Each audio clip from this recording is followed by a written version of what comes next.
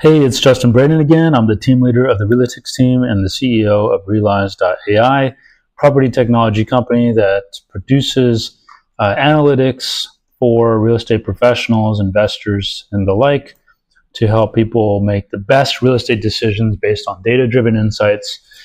So what we're looking at right now is we're going to do a short video on how to use the new listings and hot sheets.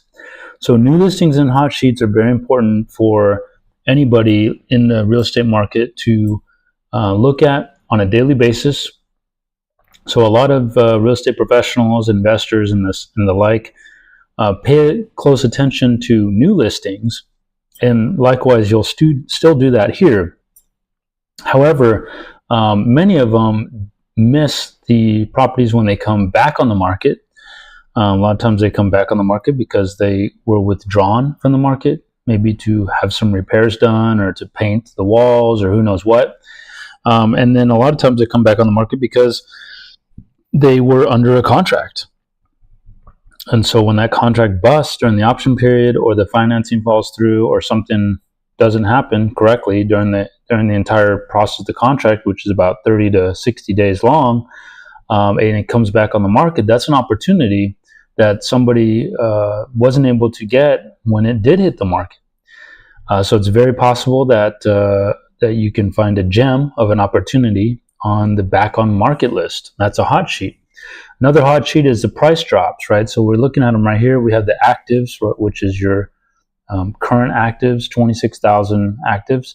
We have your back on market here, where we got 77 back on market today. So from yesterday to today, we got 77 back on market.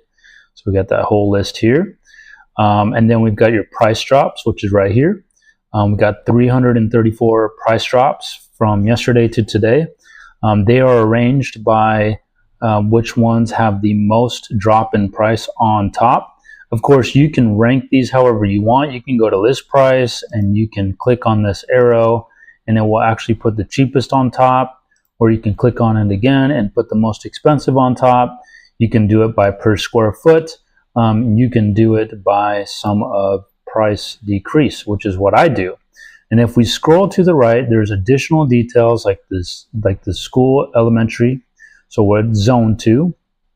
How many days it's been on the market, as you can see here, the actual full address of the property, and some of them have other details. Like if we go to the back on market, we actually can see that, well, that's got the same, but the actives, I believe, has more. Let me see, we scroll over, yeah, so we have lot size, we've got days available, we got the name of the subdivision.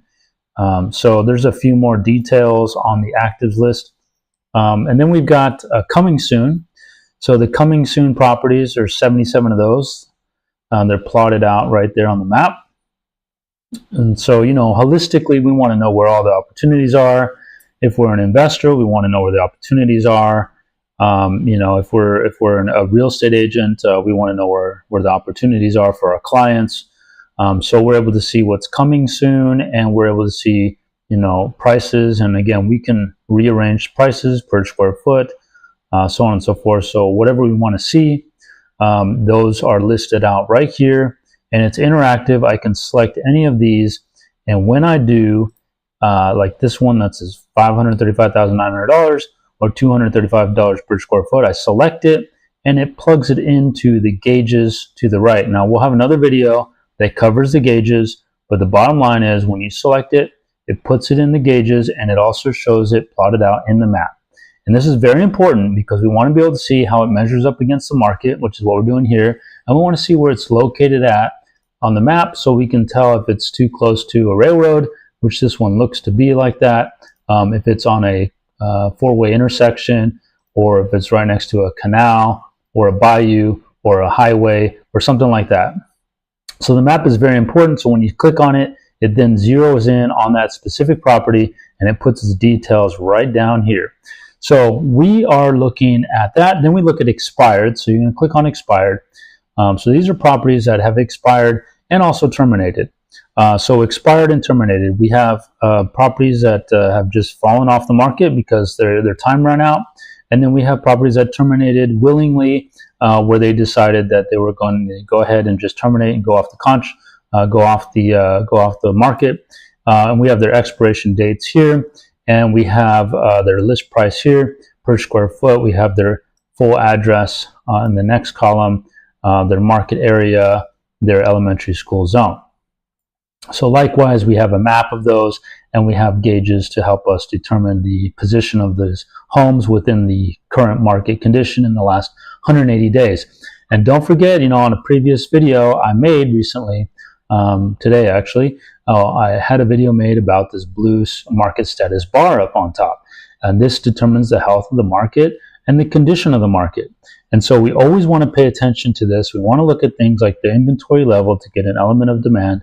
We want to look at the pending rate, again, to see what the demand is and the enthusiasm of buyers in the market. And we want to see what the risk is, if it's a high risk or low risk. And we want to see if the sale prices are increasing or decreasing year over year. And that's where we can see here. And if we click on this button here, we'll actually see more than just year over year, but we'll see it going back to 2019. And so we get a very nice tool looking at that. And we also want to see what the price retention is for certain different market areas. And we talked about how to do that. So there's a whole video on that. It's about 20 minutes long, but it is definitely worth watching. It's very important to watch that, as it is a basic element of doing analytics. So the nice thing is that you don't have to be a data scientist to actually do this, because the calculations and the codes and everything is done automatically. The data is fed through into the system, and it just comes out calculated out through the codes of the program. And so and that's the whole point, to make it easy on you. You don't have to be a data scientist to do this. You just have to know how to use the program, and it's pretty rudimentary. So I just have to show you how, and that's what we're doing. So we have the expireds, we got the coming soons, we got the price drop properties, and we got the back on markets, and then we have your actives. Now the actives, what it's showing you is a full list of about 26,000 actives right now. So this list goes on and on forever. But we don't have to do that. We can actually go to days available and type in a 1 here and click enter. When we do that, we get 131 actives. So this is telling us that there's 131 properties that have come on the market between yesterday and today, and that are single family. If we type single family, we could switch this to townhouses, and we see that there's 8 townhouses that hit the market, condos / townhouse that hit the market, and they're right here. So if we're looking for townhouses or condos, we can get right to it by selecting the property type. We also have different things like multifamily. There's one that came on the market for $375. We've got mid-rise, high-rise. There's 2 that hit the market for mid-rise, high-rise. So we can go all the way through this market. By default, we're looking at single-family property type. Okay, just by default, because that's the best way to measure the market, is by looking at single-family, as it makes up like 90% of the market. So that's what we want to use to measure what's happening in the market. So we got 131 actives in the last 0 to 1 days of sales. We also have a visual right here that says actives and pendings. We got 26,000 actives, as just mentioned, and there's 11,000 pending. Okay, pending a sale. All right, so now when we're looking at actives, we can organize by list price. I tend to like to organize by list price per square foot. So I click on this, and so it puts the cheapest per square foot on top. And then I look for a combination of both a low price per square foot and a low list price. And let's say I want to look at something like, these 77 square foot, 89 square foot, these are pretty suspect if you think about it. And that's because they could be a lot value purchase, not really a home to move into. So it really depends on what or who you're looking for, what you're looking for. But we can essentially, go through and find something that looks reasonable price, within a budget, or whatever. and try to find something that looks good. Maybe perhaps Cummings Elementary, you would just click on this property, say, oh, this looks pretty good at 158 a square foot and 220 price, overall price. And then once you've selected it, you'd simply do the analytics, which is plugging in the right criteria. I usually start with the geographic area first, and then I narrow it down this direction from there. So I might put in Cummings. Right now I had Conduit in there, but if I put Cummings in there, then we're looking at 18 sales with a median sale price of $243,500. That means that with this low list price, okay, we want to know, is that low? Well, $220,000 is lower than the median sale price of the market area, and the market area tells us that the median is $243,500. This means that this home is estimated to have about $23,500 equity position because it is that much lower than median sale price. Homes are selling for market value, which is upwards of $267,000. And if this house is worth that, we're going to find out by typing in the home size here, which we want to put a 10% ratio, 10 to 15%. So we can put it, it's already pre-calculated here. Put 1,256 square feet up to 1,536 square feet. And we only get one comp. So we may have to say, well, let's go 1,200 square foot up to 1,600 square foot. Let's try that. Okay, so that gives us 3. Let's go out a little bit more, or actually let's go back 9 months. Okay, we get some more sales there. We got 5 sales, and with that we got so for a similar home size, same market area, we can also click solds here. So yeah, same market area as we can see there. So we got to plot it out here in the scatter plot, see where the market is, and then we got them plotted out on the map there. They're all 3 bedrooms. This is a 3-bedroom, 4,500 square foot lot size. These are larger lot sizes. You got to be careful of that. But this just hit the market. It has $22,000 equity position based on the home size and $38,672 market upside. So this is looking good. It's just got a small lot. So you got to make sure that the home doesn't have too big of a footprint for a lot of this size. Built in 1983, which is newer than the 1972 year for what's selling 5 homes. So this is on the newer side. The market is increasing by 1.5% year over year, so that's a positive. And inventory is super low at 1.2, but actually that's probably more like 2 months because we're looking at, if I click here, that's only going to go 3, yeah, so it's 2 months inventory because I had to go back to 180 days because this is a 6-month calculation. So we got 2 months of inventory here. So that's how you would use that. Now let's go to, that's how you would look at new listings. That's how you find new listings. What I would do, by the way, is let me clear this stuff here. Clear out the Cummings. You can hit this reverse button, by the way, to reset everything back to where it was. But I want to just show you that, let's say that you're into, I use the Bel Air market area a lot. So let's say I just want to know about new inventory, if there's any in Bel Air market area. So I'm going to type Bel Air, and we're going to cross our fingers and hopefully see one, and there's not. So if you see blanks, that means nothing hit the market in the last 1 day. So if we put 2, still nothing. If we put 10, what do we get? We get 8. So we have 8 that actually hit the market in the last 10 days. And just so you know, this is when it says days available, this is cumulative days on the market, cumulative. So anything that was on the market a month ago or a few months ago, came off the market because it didn't sell, and they just put it back on the market today, that's not going to show on here. This is first time to hit the market. That's it. So that's why when I put a 1 here, nothing showed up. It's because nothing actually hit the market that has never been on the market before. So that's, just want to be clear that that's what you're looking at.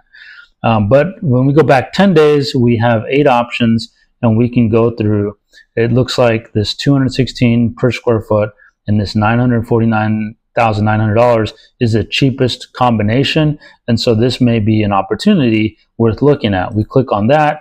It then puts it into the market for this area and measures it. It is on the cheaper side of the market. That's what these gauges are all about.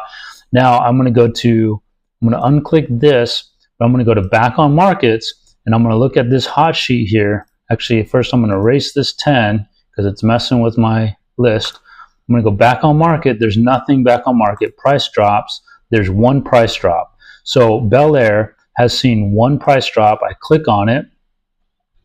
Okay, and immediately we see that the $388 per square foot is actually expensive as it passes this market value per square foot of $369. So we're gonna be like, okay, it looks good, $539,000 looks cheap, but per square foot it's expensive, right? So then we may just pass this over, and that's probably why they're having price drops. Here we're looking at 7% price drop, probably because it is overpriced per square foot. That's clear indications right there. Data doesn't lie. We can go to the coming soons now. And let me see, let me go ahead and, yeah, we can go to the coming soon. So there's nothing coming soon, expireds. There's one house that expired for $605,000, and we see that per square foot is $470, and that's way above even the max sale price. And so no wonder that it expired. It is dramatically overpriced, and it's near the highway. So remember, that's important. We've got to see the placement of the property. So that's how we use the hot sheets. Hopefully that was helpful for you. Make sure that you use and utilize these hot sheets. They are updated every single day with the latest information. The actives are updated. Let me refresh or reset. So the actives are updated with the full active list, whereas the back on market, the price drop, so as you can see the numbers are there, the coming soon, and the expireds. These hot sheets are 0 to 1 day. So they're from yesterday to today, and the list is new every single day. So you have to make sure that you jump on here and you go through each of these hot sheets every single day, because the next day these will be gone. Okay, so it's a fresh list every single day. Meanwhile, the actives are cumulative. I just keep adding all of the actives. Whether it came on the market 10 days ago or 3 months ago, it's going to be in the list. Okay, so hopefully that helps.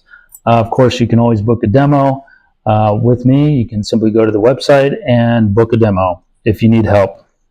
One-on-one demo, perfectly fine. Just schedule it and we'll make sure that you get the training you need. If you have any questions, just drop a line. Thank you.